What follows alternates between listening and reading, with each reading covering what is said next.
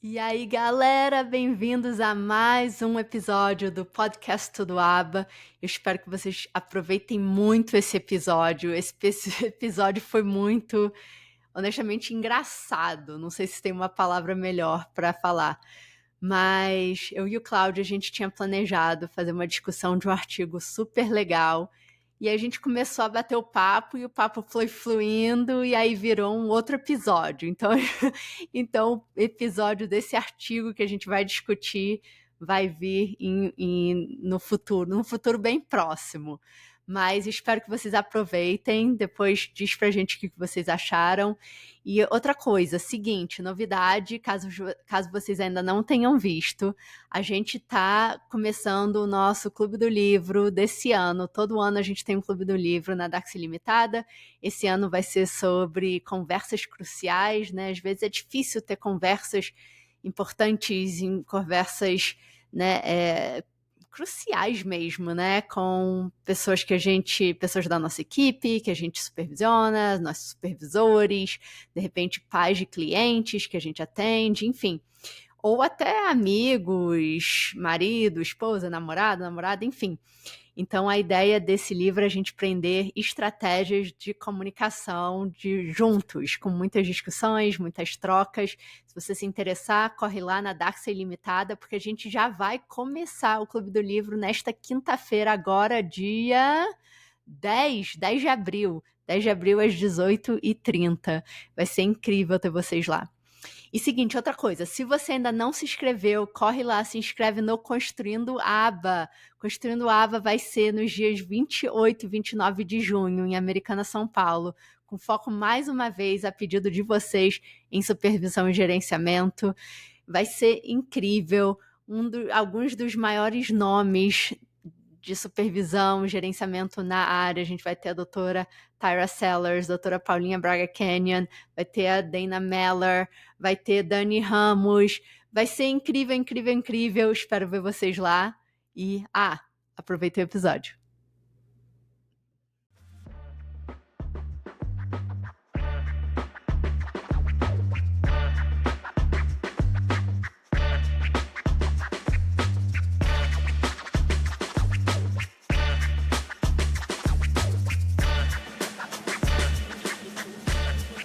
E aí, galera, bem-vindos a mais um episódio do podcast Tudo Aba da Daxa, onde discutimos artigos científicos e temos conversas relevantes de tópicos sobre a prática da análise do comportamento aplicada.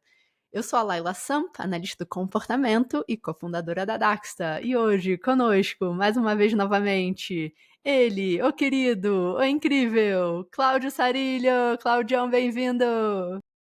Valeu, Laila! Eu adoro estar de volta aqui. Por mim, a gente criou uma cadeira cativa, Cadeira porque eu cativa. adoro esse podcast.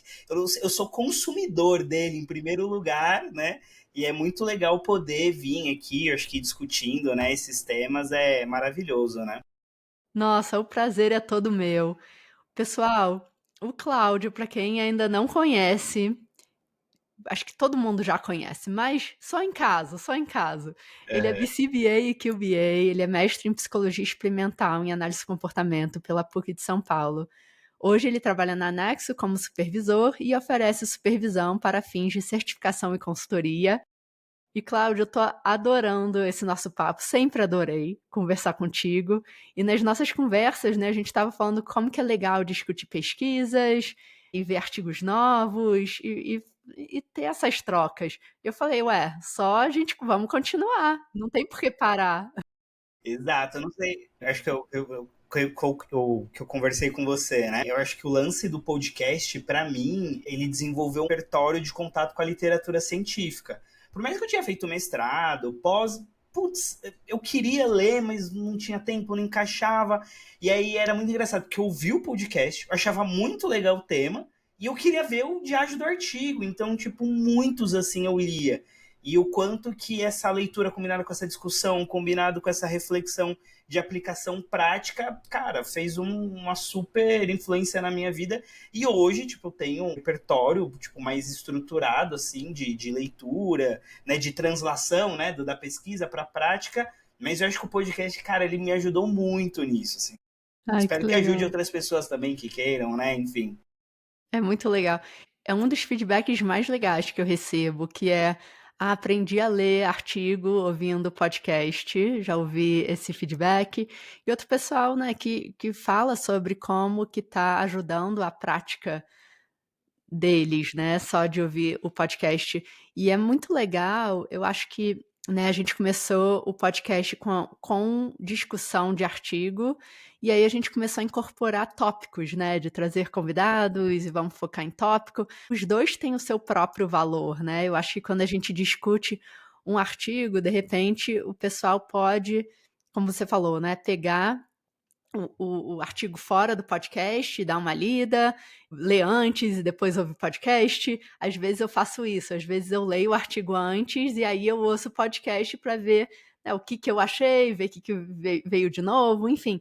Mas ultimamente a gente tem discutido muito tópicos, então tô super animada para discutir artigos, porque eu acho que traz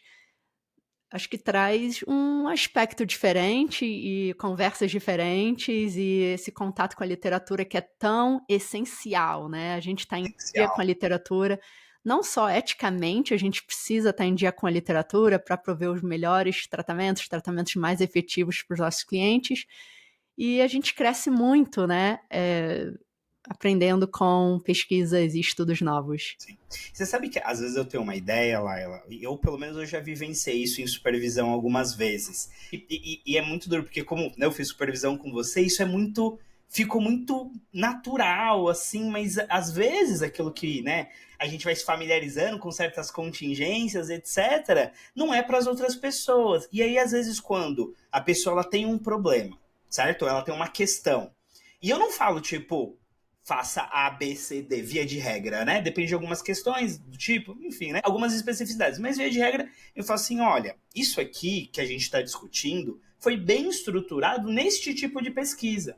E às vezes eu olho para a cara da pessoa, eu sinto que ela surge assim uma interrogação na cabeça dela, do tipo assim, mas isso, tipo assim, Como isso é assim? ciência, não tem a ver com o que eu faço, tá muito distante, não tem nada a ver.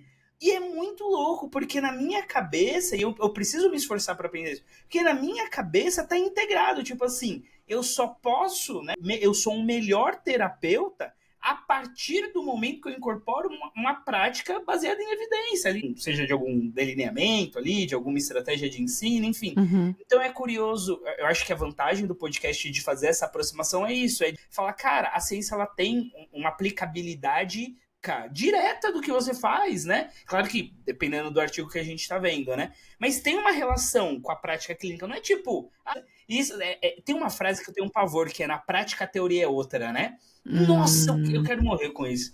Porque eu falo assim, cara, não, então você rasga a teoria e faz outra, uai. Porque a teoria, ela necessariamente ela tem que ajudar na prática, né? Eu acho que a nossa área é muito forte nisso, né? Análise do comportamento. total. E assim, né, a gente já acho que esse tópico que a gente está falando da importância da educação continuada, né, da gente continuar em dia com a literatura.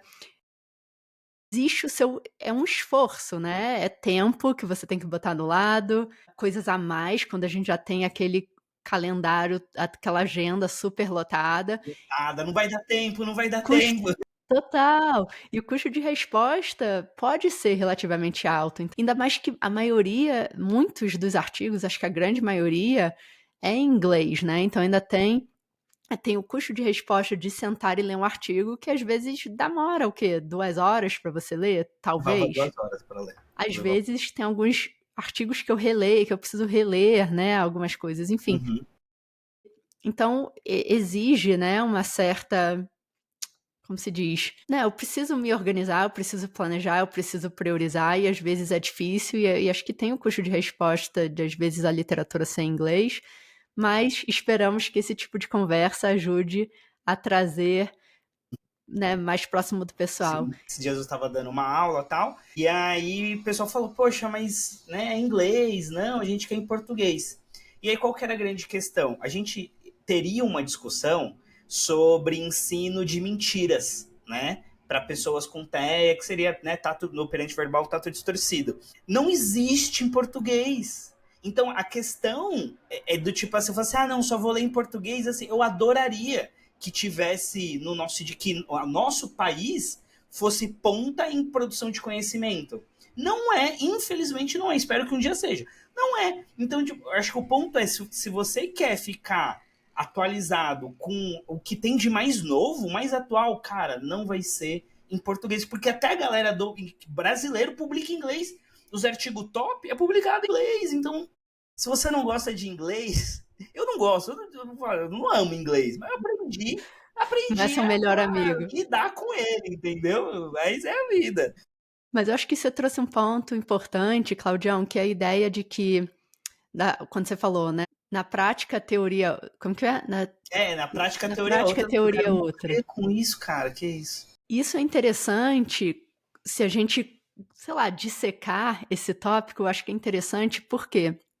Porque às vezes a gente está tentando criar alguma coisa nova quando talvez isso já foi criado, já foi testado e a gente já viu que funciona.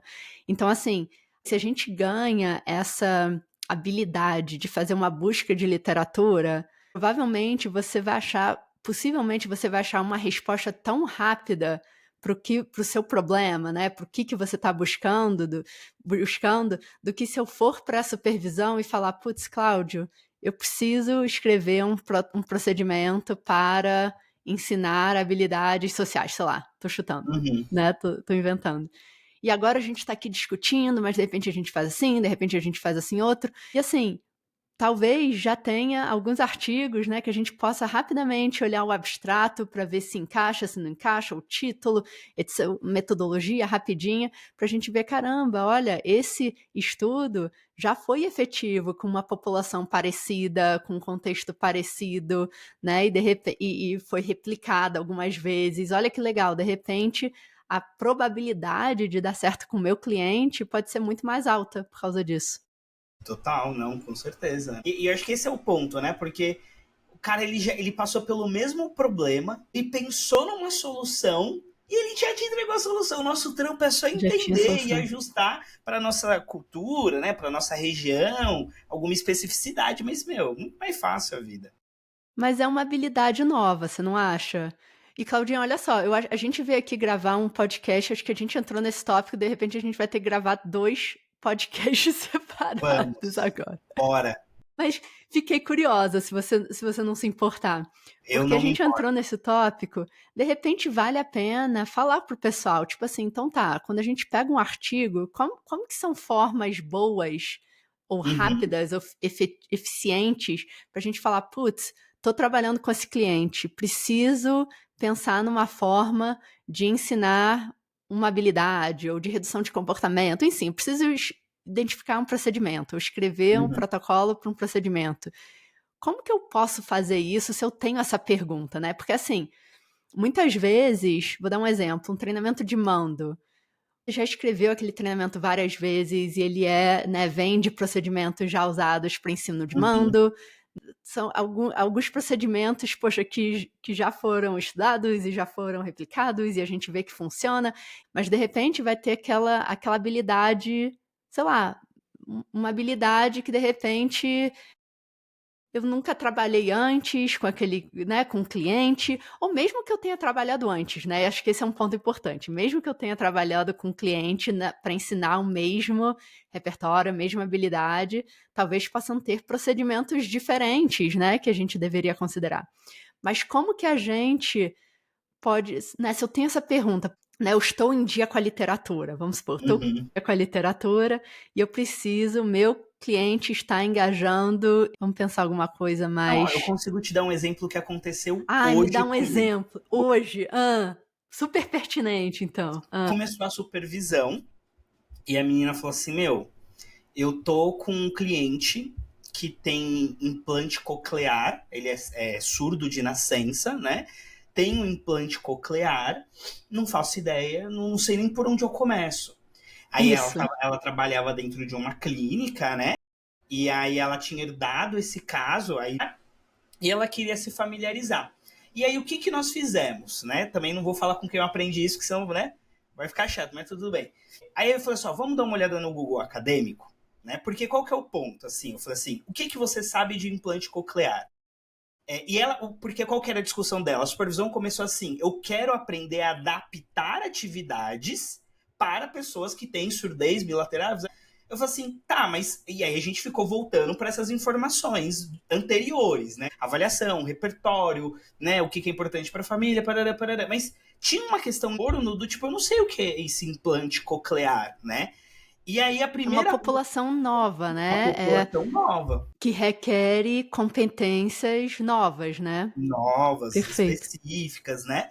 E aí eu falei, cara, então acho que o primeiro passo que a gente precisa dar, e quando eu trabalhei lá no CAIS, né, com a Marta, com o pessoal, eu atendia, eu cuidava de um caso de implante coclear, e tem algumas universidades que têm uma linha de pesquisa muito forte, acho que é a UFSCar, né, tem alguns outros lugares que tem assim, uma linha muito forte de pesquisa com Acho que é a implante USP coclear. também, não? Acho que tem Na pessoal da USP, acho que na USP também. USP, eu vi alguns artigos da UFPA também, da galera lá, né? Então, enfim, então é um pouco familiar essa discussão para mim, tanto por já ter clientes com essa característica, enfim, mas por ter alguma tradição desse tipo de pesquisa no Brasil. E eu falei assim, então eu acho que o primeiro ponto é, então você tem o autismo e você tem uma comorbidade ao quadro do TEA. O quanto que a gente precisa entender essa comorbidade? E eu acho que às vezes a gente pula. Você entendeu? Tipo, ele tem autismo, uma alteração genética, que a pessoa nem sabe o nome, né? Aí como que eu faço a intervenção? Calma, vamos pesquisar, vamos entender sobre essa síndrome, porque às vezes ela se sobrepõe em termos de diagnóstico diferencial, dependendo do que for, e ao que parece, essa síndrome que que o cliente dela tem, afeta, talvez tenha mais questões do que talvez os próprios quadros de TEA. Mas enfim. Então, assim, esse estudo dessa comorbidade. Então, que seria a questão da surdez, o implante coclear, a gente foi lá e digitou. E aí o que eu mostrei para ela foi assim, quando você escreve no Google Acadêmico implante coclear, autismo, análise do comportamento, você vai aparecer várias coisas. Em especial, se eu quero saber o que é, aí é interessante revisões. Então tinha muito assim, revisão, pessoas com autismo, usuárias de implante coclear, uma revisão sistemática. Eu amo uma revisão sistemática. Cara, o cara que faz Né, para um revisão. tópico novo que você fala: "Caramba, preciso estudar, preciso ver esse tópico novo". Eu acho que esse deveria, não sei, para mim normalmente é o primeiro passo. Deixa eu ver se existe uma revisão nesse tópico e vamos ver qual ano, né, porque se foi recente, putz, maravilhoso. Se não for recente, eu ainda vou ter que ver a literatura que veio depois dessa revisão ter sido publicada, né. E você sabe que às vezes eu vejo que a galera lá, ela é, assim, uma galera que eu já tive contato, assim, nessa parte de produção de pesquisa, tipo assim, revisão, mas é chato. É tipo assim, é pouco importante. Aí eu dou esses Nossa. exemplos, eu falo assim, cara, deixa eu te falar uma coisa. Quando eu preciso entender de um assunto, se eu tivesse que ler artigo por artigo, cara, eu não saía do lugar, eu não tenho, ninguém tem tempo para ler quilos, metros, milhões de PDF. O cara que faz é um anjo, o cara que faz a revisão.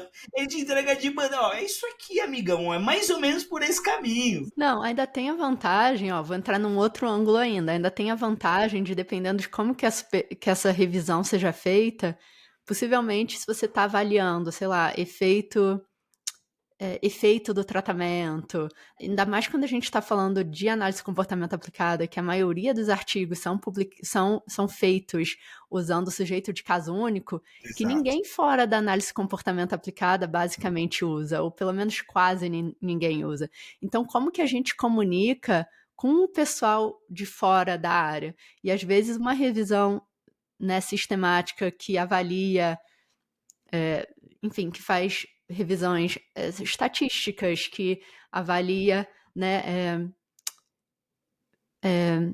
esqueci o nome Acho que agora, até a mas é efeito, qualidade, né, os dados, o efeito, o tamanho do efeito, de tamanho do efeito, eficácia. obrigada, effect size, tamanho do efeito, isso nos ajuda, aí que vem, acho que até uma ajuda para a gente se comunicar com pessoas fora da área da análise de comportamento aplicada e até em avaliar né, se as nossas práticas têm efeito ou não, né? Enfim, Uhum. esse é só um parênteses, mas eu acho que E é eu um acho que tópico isso tem importante. muito a ver, Laila, porque, meu, acho que a galera deve estar acompanhando que foi feito um parecer, né? Porque vinculado a um hospital com muito nome aqui em São Paulo, que fez uma revisão sistemática da literatura com a conclusão de que a aba não tem validade, não tem efeito, né?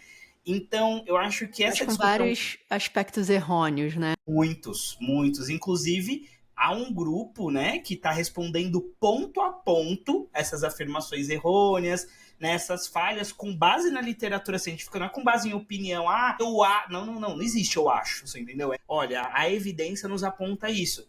E é isso que você falou. Então, a revisão, se ela comunica algo a alguém, né, dependendo do que eu estou comunicando, por exemplo, esse parecer está comunicando a uma parcela da sociedade uma informação completamente equivocada de que a aba não tem evidência.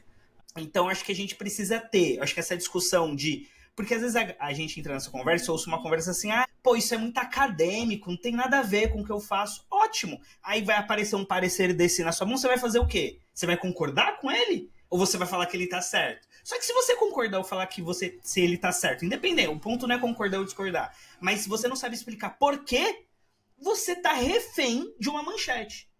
Então, se a gente não tiver um letramento científico mínimo, é isso, assim, a gente tá vendido.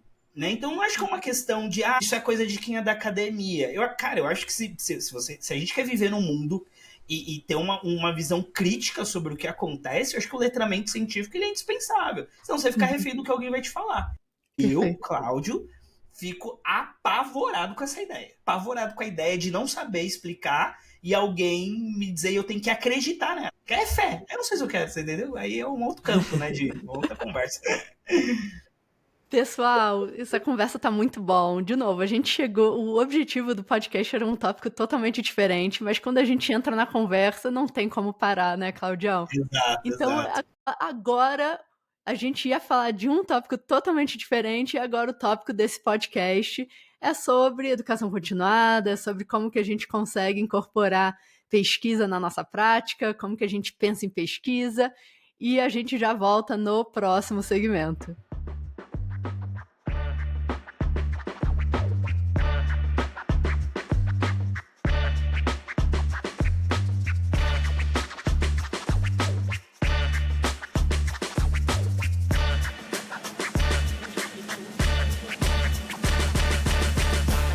E aí, galera! Bem-vindos ao segundo segmento do podcast Tudo Aba. Um dos podcasts, talvez o mais, acho que já teve um comigo, com a Mari, que também foi super espontâneo. Eu lembro que a gente entrou num episódio, Claudião, e ela nem sabia qual que era o tópico. Eu falei, eu quero que seja surpresa, porque eu queria ver a reação dela, sabe, enquanto a gente Que estava gravando. E as legal. respostas dela foi muito legal. Foi um dos primeiros, se não me foi um dos Esse seria primeiros. legal ter o vídeo, hein, Laila? Imagina a gente ver Seria a legal. cara dela do tipo, meu, o que está acontecendo aqui? De repente a gente planeja um desse, nós dois. Bora, Tipo, a gente faz nossa, algumas eu adoro. perguntas e a gente entra aqui sem saber o que vai ser perguntado. Nossa, aí é legal, hein? É com emoção. Aí é com emoção. É com emoção. Mas é legal, né? Em alguns tópicos ver a reação do pessoal, sem. Total, Enfim. E acho total, que esse acabou sendo o tópico de hoje. Totalmente espontâneo, a gente começou a conversa sobre podcast, sobre acesso à literatura, e aí acabou enrolando, e acho que esse é acho que é um tópico bem relevante, Cláudio. Na minha experiência, é muito comum, pelo menos não sei se é muito comum, mas não é fora do comum eu entrar numa supervisão ou até numa consultoria que alguém fala pra mim assim, Laila, então, eu preciso.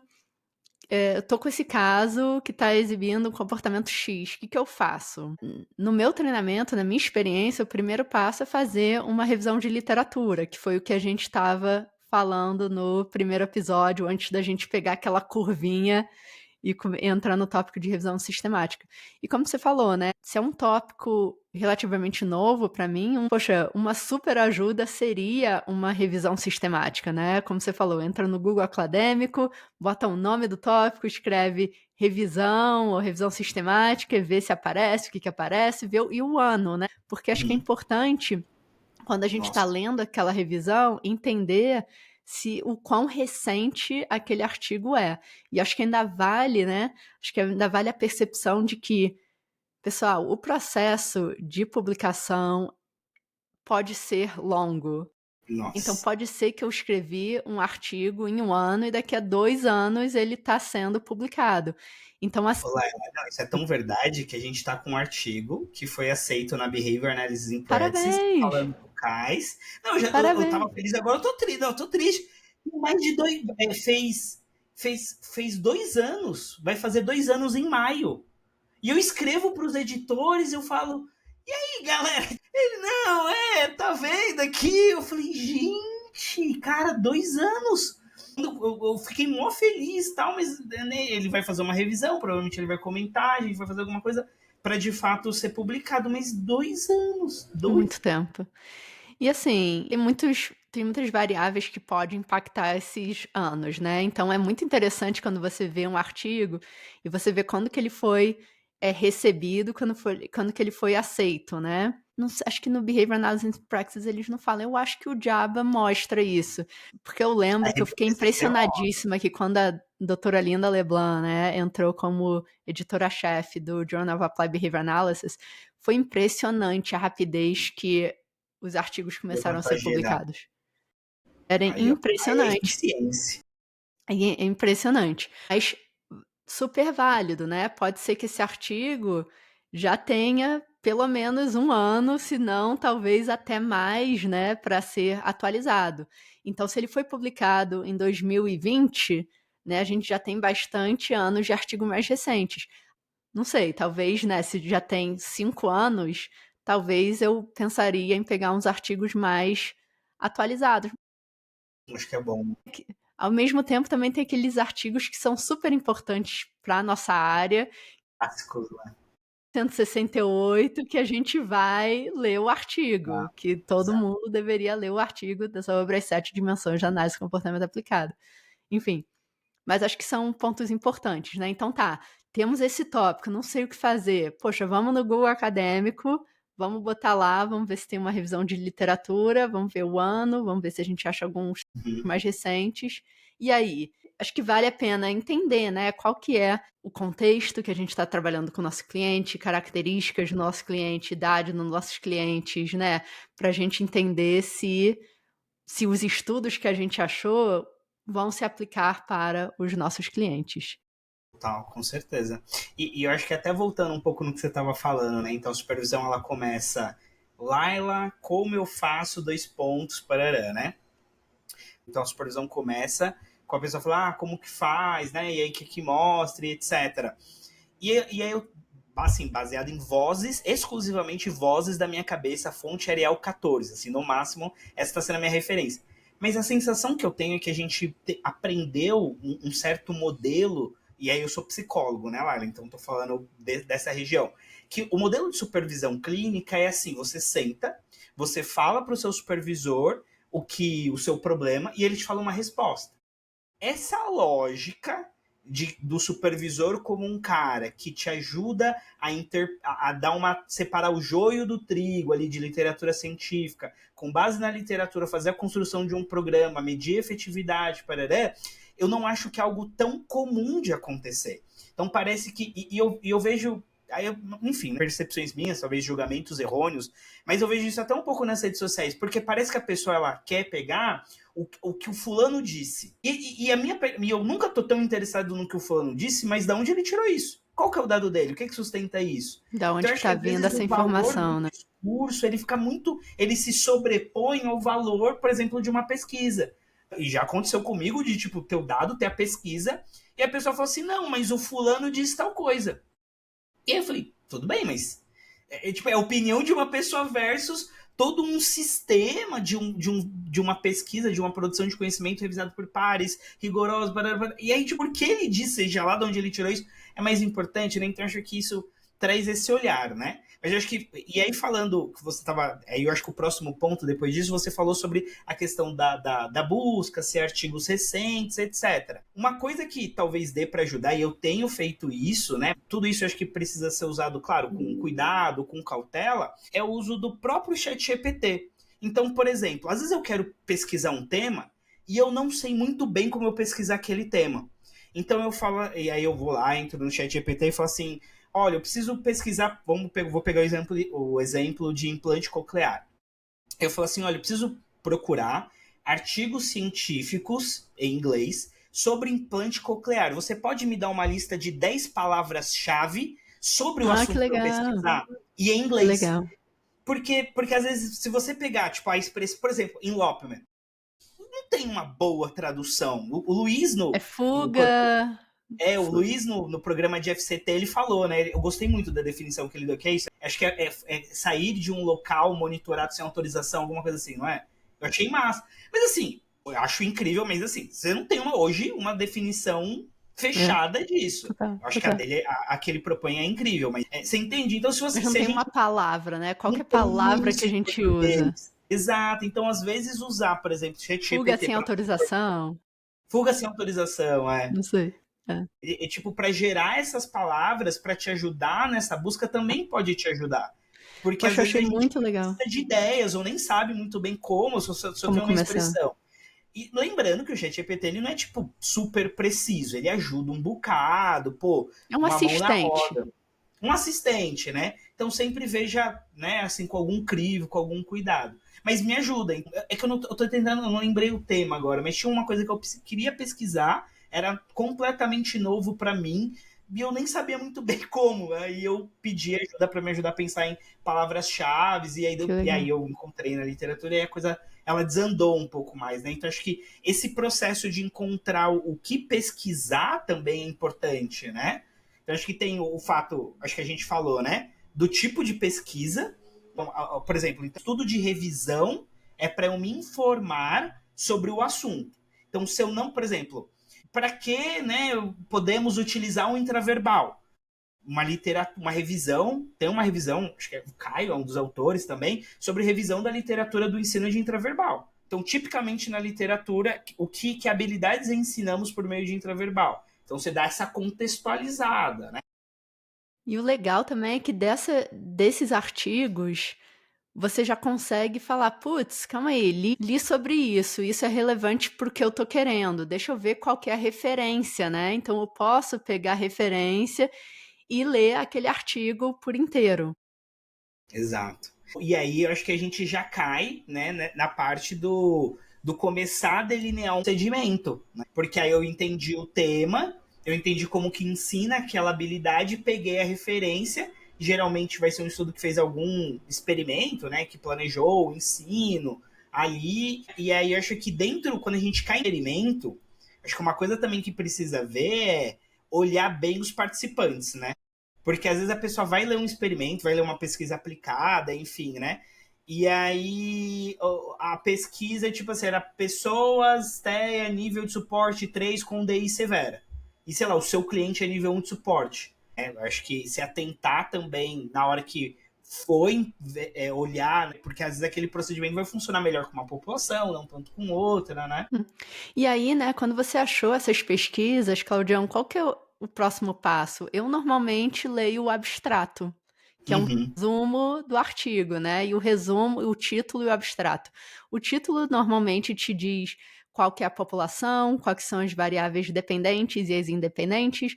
Variável dependente seria, resumindo, né, aqueles comportamentos que você está mensurando, né? A variável independente vai ser aquela variável que você está manipulando. Muitas vezes vai ser a intervenção que você está usando. E o abstrato, ele faz o resumo do resumo do resumo. Então, pelo abstrato, já deveria, e o título já deveria te dar uma ideia se faz sentido eu continuar lendo ou não.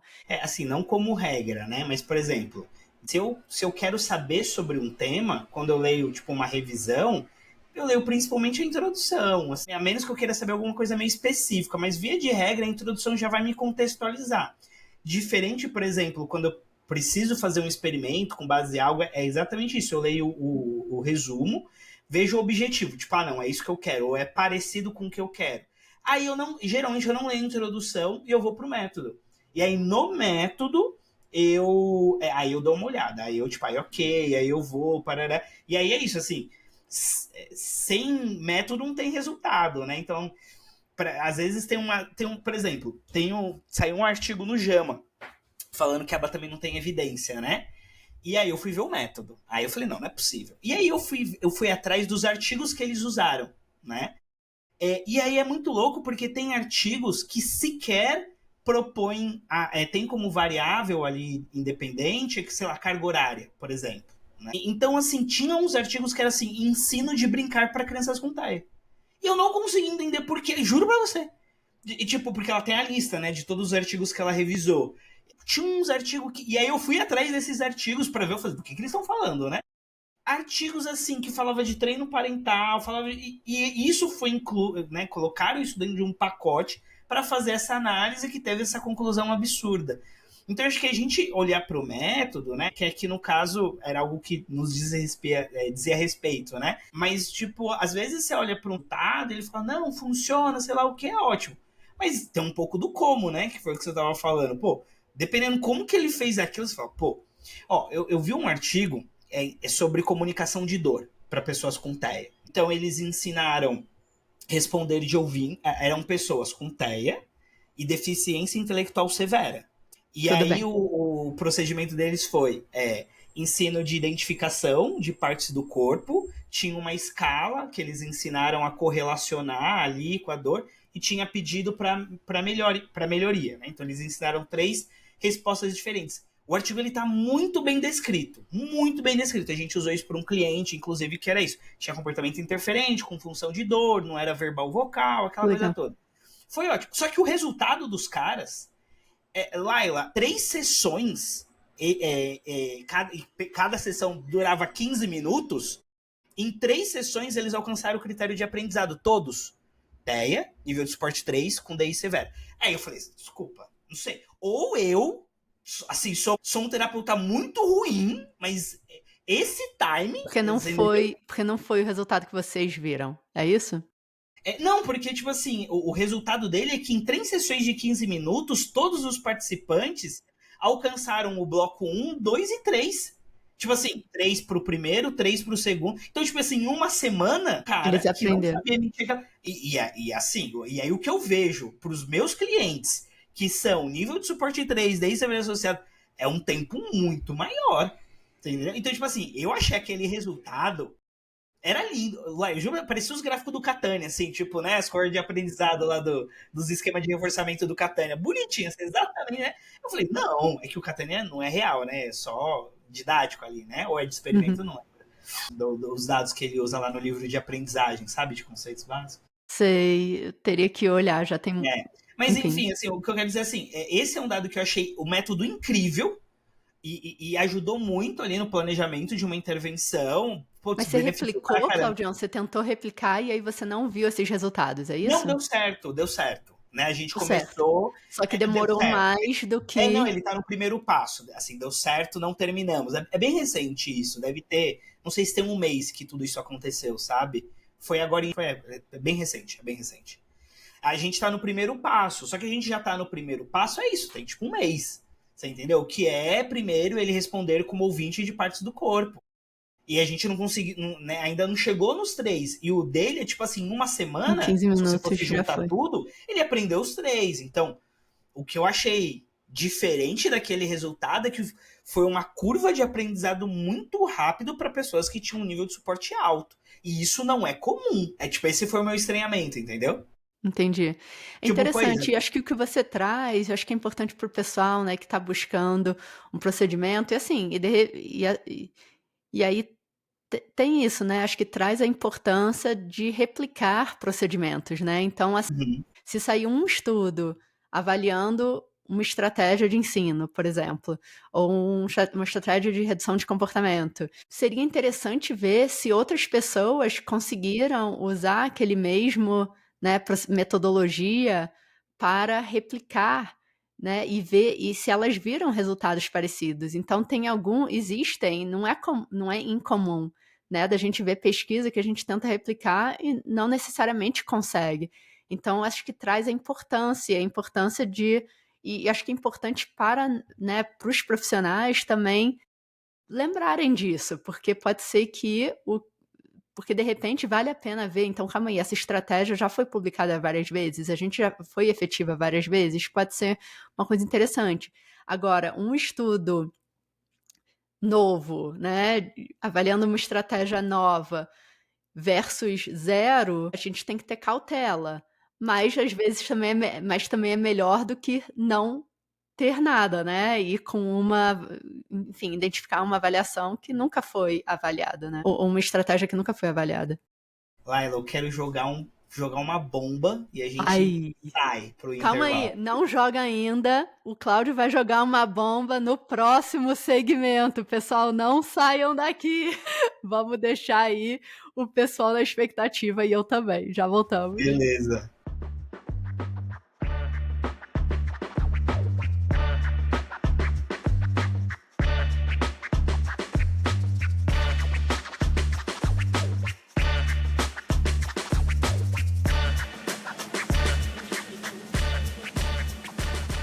Expectativa, pessoal, expectativa no terceiro segmento do podcast Tudo Aba, no um dos podcasts mais espontâneos que a gente já teve aqui com o querido Cláudio Sarilho, que a gente está discutindo educação continuada, como que a gente, né, incorpora pesquisas e busca de literatura na nossa prática para nos ajudar a identificar estratégias mais efetivas possíveis para os nossos clientes. A gente terminou o segmento passado com alguma bomba que o Cláudio vai jogar. Eu ainda não sei qual que é a bomba, então a gente vai ouvir essa bomba e vamos ver qual que vai ser a reação de todo mundo ao mesmo tempo, porque eu não sei o que que é. Então vamos lá. Bomba, Claudião, bomba, qual Vamos que é lá. a bomba? Quero ver o circo pegar fogo. Polêmica, brincadeira, Ó, vou brincadeira. fechar o olho e vou tampar a cara. Tô com medo, tô receiosa. Ó, vamos lá. Eu tô confuso, Laila. Eu tô Tá, confuso com uma coisa. Não tá tá, claro pra mim. tá. Porque a gente vive dizendo, ou eu ouço com muita frequência por aí, que aba não é método. Não é. Todo mundo fala assim, vários slides, né? Aba não é método, aba não é método. Mas A nós gente quer que estamos. seja. Eu acho que tem muitas pessoas que adorariam um método, Tem que seja. indiscutivelmente, uma receitinha de bolo, né? Mas a gente está discutindo artigo científico e a gente está dizendo da importância do método na prestação de serviço. Qual é a diferença? Então, por que eu não posso. Se eu me baseio no método de um artigo científico, qual que é a diferença disso de eu falar que aba é método? Por que seria errado dizer isso? Não sei, é certo É, ou errado? legal. Não sei. Qual que é a questão aí, o problema? Eu tô confuso, me confundiu isso agora. O legal desse podcast é que a gente consegue ter conversas muito legais, né? E vai ser legal ver o que o pessoal acha. Mas eu acho que são duas coisas diferentes, na minha opinião. Então, assim, quando eu ouço, seria interessante. Honestamente, antes da Daxa iniciar e eu começar a trabalhar com o pessoal do Brasil, eu nunca tinha ouvido falar sobre aba, nessa coisa de aba é Método aba. método, aba não é método. E, obviamente, aba é uma análise de comportamento aplicada, é uma ciência, né? Mas eu nem usava um Instagram. Eu tinha uma conta privada que eu ainda tenho, que, poxa, A as Laila é low pessoas profile, né? Quem segue a Laila na expectativa de stalkear a vida dela sofre, né? muito Porque bom. ela é low profile. Vez outra, uma foto ali, uma coisa, tá tudo discreto, né? Eu não sou muito boa de mídia social. Daxa é o que acabou trazendo essa mídia social para minha vida. Mas enfim, mas era impossível. Eu não me lembro de abrir um Instagram e não ver alguma coisa de aba não é método, aba é ciência. E eu não sei exatamente o que as pessoas querem dizer com isso. Da forma que eu interpreto ver isso, é que assim, não é uma receita de bolo, né? Não é que a gente vai trabalhar com todos os clientes da mesma forma exata. Então, se eu supervisiono, sei lá, 13 clientes, não vai ser os mesmos objetivos, não vão ser os mesmos. Desculpa, vou até dar um passo para trás. Eu não vou usar necessariamente os mesmos protocolos de avaliação, eu não vou identificar os mesmos objetivos, eu não vou usar as mesmas estratégias de ensino ou estratégias de redução de comportamento para todos os meus clientes. Não sei, é assim que eu interpreto. O que eu vejo bastante diferente de assim, esse estudo, poxa, cada estudo estuda um pontinho pequenininho, né, de muitas coisas. Então, para eu estudar esse um item, sei lá, para eu avaliar se o BST, o Behavioral Skills Training, se a gente consegue usar o Behavioral Skills Training para ensinar habilidades de repertório de computador, né, de uso de computador. Nessa área científica é muito importante entender o passo a passo que foi feito, porque a gente já tem aquela, né, dimensão tecnológica, que a gente precisa conseguir pegar aquele método específico para ensinar aquele comportamento bem específico, né, e conseguir replicar e ver se vai replicar. Se a gente está testando e não está conseguindo replicar os mesmos resultados, né, e pessoas de grupos diferentes, com uma população diferente, enfim, isso deveria nos dizer alguma coisa sobre essa, né, essa estratégia ou essa metodologia, enfim. Mas acho que é diferente a gente pensar, então tá, com todos os nossos clientes a gente vai usar as mesmas protocolos, as mesmas estratégias para trabalhar nos mesmos objetivos, versus para aquela uma habilidade, essa é a metodologia, é assim que a gente ensina essa habilidade específica. E a gente pode ter várias estratégias, muitas vezes são avaliadas para trabalhar comportamentos similares, né? Às vezes os mesmos comportamentos. Então, por exemplo, quando a gente fala de comportamentos interferentes, imagino que se a gente abre, né, o Google acadêmico e a gente fala, então tá, como que a gente reduz comportamentos autolesivos? Poxa, vão ter vários estudos com várias avaliações de comportamentos diferentes, que usaram várias estratégias de redução de comportamentos diferentes, e cada um deveria ter a metodologia que é como que a gente fez isso. O que você acha Sim. disso? Sim, que tá ficando mais claro para mim, né? Então acho que quando você fala para mim que o método da literatura científica, ele atende a uma dimensão da análise aplicada do comportamento, que é a dimensão tecnológica, né? De descrição de procedimentos, e que esses processos, né? Eles que sejam os grandes responsáveis pela modificação do comportamento, e não que aprendeu porque é o jeitinho da Laila, que é incrível, que É o método da Laila. é o método Laila, né? E aí eu entendi que quando você estava dizendo que a ciência, no sentido mais amplo da palavra, né? O artigo, ele é um ponto muito, muito pequeno, muito, muito específico para tentar entender uma coisa. Que ainda, né? Às vezes as pessoas confundem, né? Uma vez eu ouvi uma frase assim: a ciência não tá com toda a verdade. E eu falei, é verdade, até porque ciência sequer, pelo menos, a análise do comportamento não se propõe a estudar a verdade, né?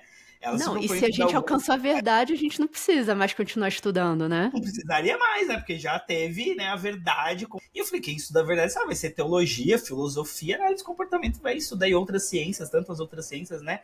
Vão estudar fenômenos que mudam, que são refinados, que são melhorados, né? Então, há esse engano, né? De artigo ser igual à verdade ou ser igual ao melhor conhecimento. Acho que o melhor conhecimento a gente até poderia concordar, com limitações, né? Tem um asterisco, o melhor com todas as limitações possíveis ainda é o melhor, né? Mas não como algo, né, absoluto. Então, a ciência, como essa construção desse pequeno ponto, dessa pequena informação que traz algumas limitações, mas ainda é o melhor que a gente tem disponível. Então, não daria para resumir o aglomerado, né, de todo um campo de conhecimento em um passo a passo imutável, né? Você sabe que teve um artigo do David Cooks, meu Deus, biscoito, não sei. Cooks, né? Cooks eu preciso falar Cox, né? Que ele avaliou ele é o cara do Big Data, né? 3,9 milhões de sessões aba. Você acredita num negócio desse? Uhum. E aí, um dos resultados era que tinha assim, para os casos em que só tinha diagnóstico de autismo, tinha 39% de individualização ali, mas para quem tinha comorbidade, era quase 70%, era 60% e alguma coisa, né? Então a discussão era que quanto mais complexo é o caso, mais vai requerer uma individualização para as características daquele cara. Porque é isso. Se ele tem TEA, vai ser de um jeito. Se ele tem TEA implante coclear, vai ser outra coisa. Se ele tem TEA implante coclear e DI, talvez seja diferente, né? Então não daria pra gente resumir essa ciência toda, né, nesse pequeno ponto daquele artigo que também tem um método, né? Acho que eu entendi que foi isso que você falou. Para mim fez muito sentido. Essa é a minha perspectiva, porque quando a gente está falando, eu acho que é isso que o pessoal quer dizer, né? Quando a gente fala a ciência não é um método, muita gente quer a resposta rápida e fácil, e deixa eu fazer isso com todo mundo, porque facilitaria a nossa vida como profissionais. Mas como pessoas, todos nós somos diferentes um do outro. O que funciona para mim, possivelmente não vai funcionar para você. O que eu tenho interesse, possivelmente não vai ser o seu interesse. Então entra a complexidade, né, do comportamento humano, né? O que é muito diferente que se eu tiver dor de cabeça e eu tomo um Tilenol, e se você tiver dor de cabeça, provavelmente o Tilenol também vai funcionar para você. E a gente consegue usar para o resto da população, possivelmente o Tilenol, caso você não tenha alguma alergia, para a redução de uma dor de cabeça ou de uma febre. A análise de comportamento aplicado é aplicada para várias áreas Tem até aquele artigo, né? 350 aplicações diferentes de aba, né? De A a Z, né? organizações, em perda de peso, abuso de substâncias, fumo, exercícios físicos, na área de saúde, além do tratamento de autismo e outros transtornos do desenvolvimento. Mas a aba ficou muito... A gente viu muito resultado, muito positivo, quando a gente aplica a análise de comportamento aplicado para o tratamento do TEA, né? Do transtorno do espectro autista. E é ciência. A gente está fazendo perguntas, né, experimentais, a gente está avaliando, a gente está vendo se funciona, se não funciona, né? A gente tem metodologias e tecnologias para fazer esse tipo de avaliação, a gente vai usar um delineamento experimental e etc e tal, e a gente vai, né, identificar, a gente está identificando as estratégias que são efetivas e as que não são tão efetivas. Infelizmente, as que não são tão efetivas, normalmente a gente não vê a publicação delas, o que é, né, um viés possivelmente de publicação, mas eu acho que é isso, né? Se a gente realmente concorda que todos nós somos pessoas únicas, não sei se essa palavra é certa, a gente deveria estar individualizando as nossas intervenções e buscando o que tem mais de atual na ciência para a gente prover o tratamento mais efetivo possível. O que você acha? Nossa, eu pensei em muitas coisas. Joguei a bola para você, Claudião. A grande questão, e às vezes um pouco da sensação que eu tenho, é que pararam no Watson. Você entendeu? Ou pararam no Pavlov, que era um fisiologista, né? Não era nem psicólogo. E às vezes eu vejo que há uma má compreensão sobre o que é análise do comportamento, né? Ela advém desse entendimento de ciência. Porque, tipo assim, às vezes a pessoa ela resgata, assim, putz, como é que é a análise de comportamento? Putz, não foi aquele cara lá que falou a frase doida de sei lá o quê? Ela não teve aquele lance com o cachorro também? E aí, para aí, como se resumisse, né? E eu acho que, no final das contas, né, se a gente fosse resumir, toda a nossa discussão é sobre entender a análise do comportamento. Ler artigo científico é sobre entender a análise do comportamento nos temas mais atuais, na linguagem mais atual, né, na sua expressão de validade social, assentimento, né, de todos os processos, né, de compaixão, como oitava dimensão, tudo isso envolvido. Então, e aí, porque você está falando muito da questão da individualidade.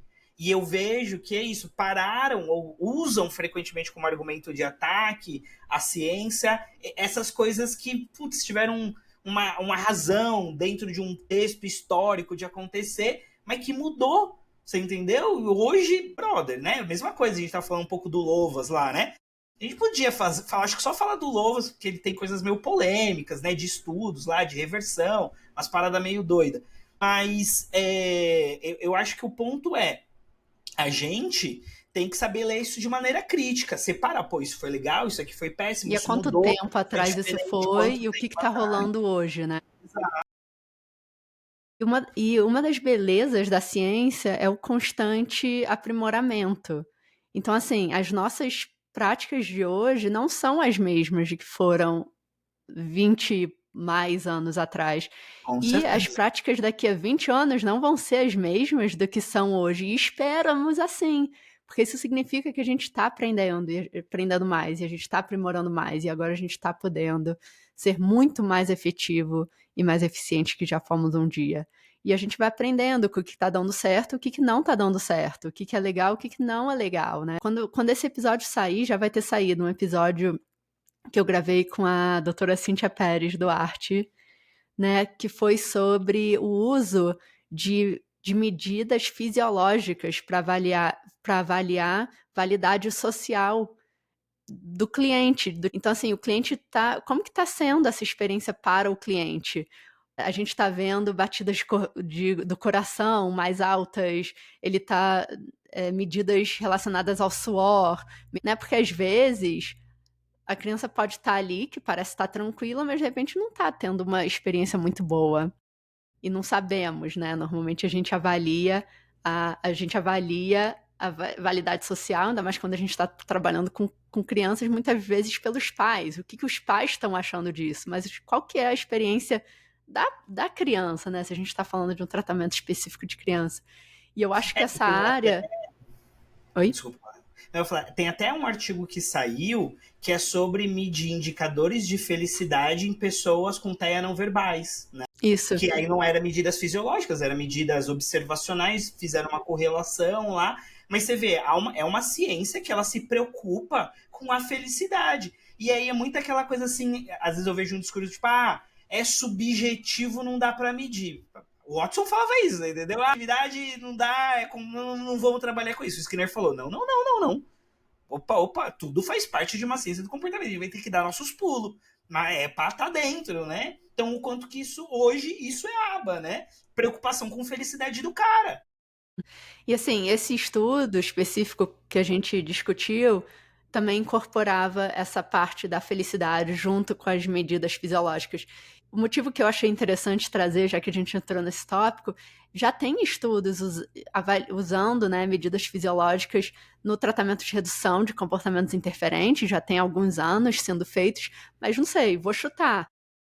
Vamos ver se a gente acerta nas nossas previsões. Mas eu imagino daqui a 10, 20 anos, talvez isso já seja parte da nossa intervenção, que a gente está ali monitorando. Um reloginho assim que apita, tipo, não tá legal. Fisiologicamente não tá legal, para, né? Ia ser maneiro. Não é? Então, assim, e não sei, talvez não. A gente vai ver que isso não é uma forma super boa, enfim.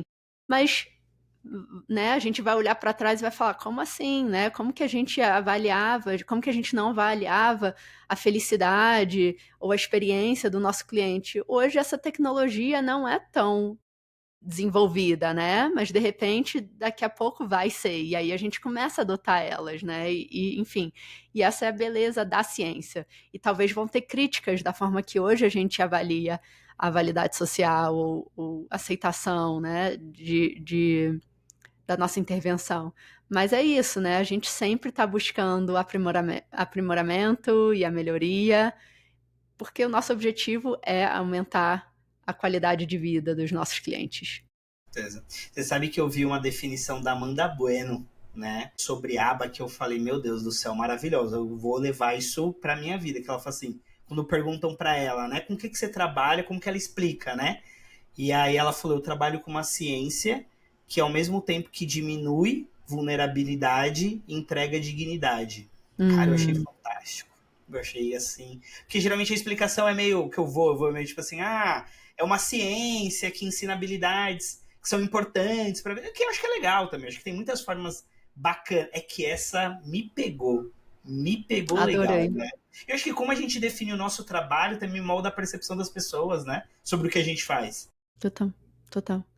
Cláudia, eu não vejo uma forma melhor da gente finalizar esse episódio do que com isso. Mas eu acho que, pessoal, se pudesse resumir, eu sei que a gente entrou em vários tópicos, mas acho que se pudesse resumir, né, a gente começou falando sobre a importância da gente estar atualizado com a literatura, para a gente prover tratamento de mais efetividade e eficiência para os nossos clientes. A gente falou sobre a importância de entender nosso escopo de competência, né? Se a gente está trabalhando com uma população nova, vai ser muito importante a gente ter suporte de alguém que já trabalhou com essa população, por exemplo. Já falamos de estar em dia com a literatura, né? Pesquisar procedimentos pela literatura, né, que aumenta a probabilidade de ser mais efetivo para o seu paciente. Considere no início, se você está falando de buscando um tópico novo, talvez você nem saiba quais são as palavras-chave para botar no Google Acadêmico. Cláudio trouxe uma ótima sugestão de usar inteligência artificial, né, o chat GPT, para te dar algumas ideias. Não use o chat GPT para aprender sobre isso, porque não vai ser, não vai ser possivelmente tão, né, viável. não vai ter uma acurácia tão boa, né? Mas use para ajudar a fazer uma busca, quais são as palavras-chave que eu deveria usar. Achei uma ótima sugestão. Busque possivelmente uma revisão sistemática que já tenha, ver quando que foi publicado, ver se você precisa ler ainda artigos mais recentes, dependendo de quando que a publicação ocorreu, né? Se você está buscando entender sobre o tópico, poxa, eu pessoalmente não vejo uma forma melhor do que uma revisão sistemática. Mas se você está trabalhando com cliente, buscando um tópico, né, informação para o ensino de alguma estratégia super pontual, de repente dá uma lida no título, dá uma lida no abstrato, olha o gráfico e foca você pode focar na metodologia para te dar esse suporte. E a gente terminou, né, falando sobre realmente a importância, né, Claudião, desse foco na literatura, em dados científicos, que a gente acabou até entrando na aba sendo uma ciência versus método, e acho que essa discussão toda que a gente teve no primeiro e no segundo segmento, eu acho que dá esse suporte para a ideia de que como que a gente faz na nossa prática da aba realmente ser uma ciência. Exato. Legal, perfeito. Quer adicionar mais alguma coisa? Ficou faltando Nossa, alguma não, coisa? eu acho que essa é a cereja do bolo. É até mais pessoal agora. Poxa, Claudião, queria te agradecer mais uma vez por estar aqui com a gente. Quer promover alguma coisa? Dizer pro pessoal onde que eles te acham? Pode crer. Quem quiser conversar comigo, me encontra no Instagram, né? @claudio_sarilho. Eu tento fazer divulgação de pesquisa científica de uma maneira que dialogue com a prática clínica. Então, posto algum conteúdo lá e, gosto de conversar. Então, quiser chamar, dar um alô, bora lá conversar. Maravilha.